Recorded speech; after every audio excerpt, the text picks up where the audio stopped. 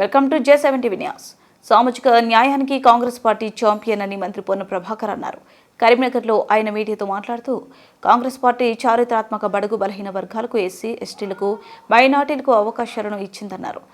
బలహీన వర్గాల ముఖ్యమంత్రి ప్రకటించిన బీజేపీ కనీసం శాసనసభ పక్ష నాయకుని కూడా బీసీలకు ఇవ్వలేకపోయిందని విమర్శించారు. సామాజిక న్యాయానికి ఛాంపియన్ కాంగ్రెస్ పార్టీ చారిత్రాత్మక నిర్ణయాలన్నీ దళితులకు బలహీన వర్గాలకు ఏదైనా అవకాశం కాంగ్రెస్ పార్టీ ఇచ్చింది.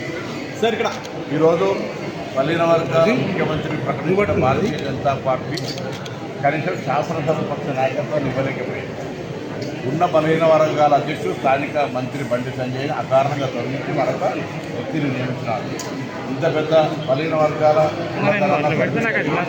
అన్ని రాజకీయ పార్టీలు 5 శాసన మండలి స్థానాలు వస్తే 100% సామాజిక న్యాయం ఇస్తే 3 మంత్రులని సామాజిక న్యాయం ఇస్తే ఆ పార్టీ మాత్రం మా దారి రిజర్వేషన్లకు వ్యతిరేకంగా పోరాడినటువంటి కరుడు కట్టిన బలహీన వర్గాల వ్యతిరేకి రామచంద్రరావు గారి డిస్కషన్ ప్రెసిడెంట్ పెట్టి ముందు వాళ్ళు మార్చుకొని వాళ్ళ ఆలోచన విధానాన్ని మమ్మల్ని అడుగుతున్న మీరు కిషన్ రెడ్డి గారు ముందు మీరు రాజీనామా చేసి ఏ మంత్రి పదవిని అరవింద్ గారికో లక్ష్మణ్ గారికో రాజేందర్ గారికో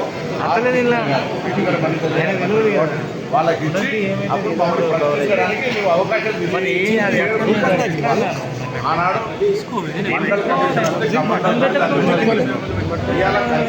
కాంగ్రెస్ పార్టీ చూస్తే పాప మా పాయల్ శంకర్ లాంటి వాళ్ళు శాసనసభలో మద్దతు ఇచ్చినప్పటికీ కూడా వాళ్ళ ఆటలను నడవకుండా దీనికి అడ్డం పడే ప్రయత్నం చేస్తున్నారు.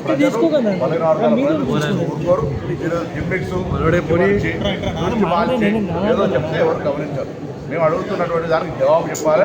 వాళ్ళు ఇప్పుడు ఉన్నటువంటి 4 పార్లమెంట్ సభ్యులు కానీ 5 బండి సంజయ్తో సహా 5 కూడా మా పార్టీ మేము ఎప్పుడైనా బలహీన వర్గాలకు దళితులకు మైనార్టీలకు అన్యాయం జరిగితే మేము ఏ విధంగా అందరికీ అడుగుతామో సరియైన దారిలో తీసుకుపోయే ప్రయత్నం చేస్తాము.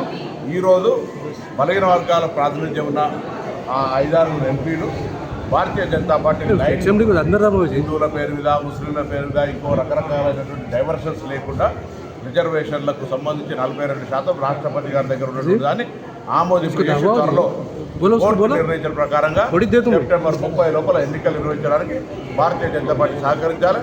తప్పకుండా ఆ దిశలో ముందుకు పోవాలని కోరుతున్నాను.